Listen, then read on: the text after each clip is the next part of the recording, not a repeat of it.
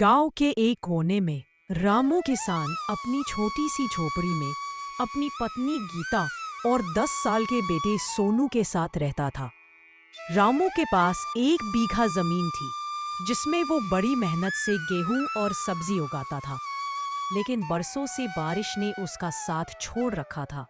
खेत पानी की कमी से फसल आधी रह जाती और रामू को 2 वक्त की रोटी जुटाना भी मुश्किल हो जाता।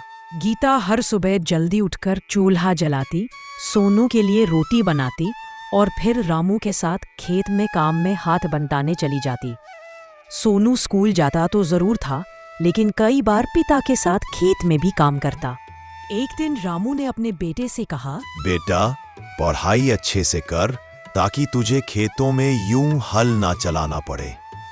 सोनू ने मुस्कुराते हुए कहा, बाबा, मैं पढ़ाई भी करूंगा और आपके साथ खेत में भी काम करूंगा।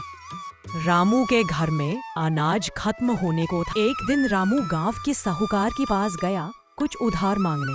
साहूकार ने कहा, रामू, इस बार अगर फसल ना हुई तो तुम कर्ज कैसे चुकाओगे?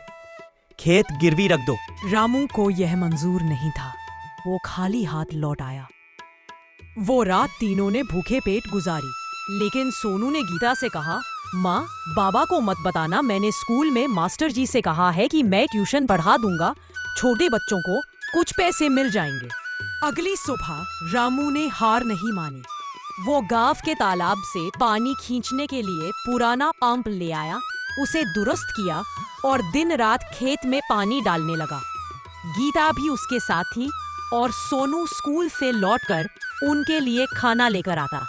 कुछ हफ्तों बाद खेत में हरियाली लौटने लगी। पहली बार सालों बाद रामू के खेत में भरपूर फसल हुई। गांव वाले भी मदद को आगे आए। फसल बेचकर रामू ने कर्ज चुकाया और घर में अनाज भरा। एक रात रामू, गीता और सोनू आंगन में खाट पर बैठे थे। गीता ने पूछा, अब तो चैन है? रामू बोला, चैन तो तब होगा जब सोनू मास्टर साहब बन जाएगा। सोनू ने मुस्कुराकर कहा, मैं मास्टर भी बनूंगा और आपका खेत भी संभालूंगा बाबा।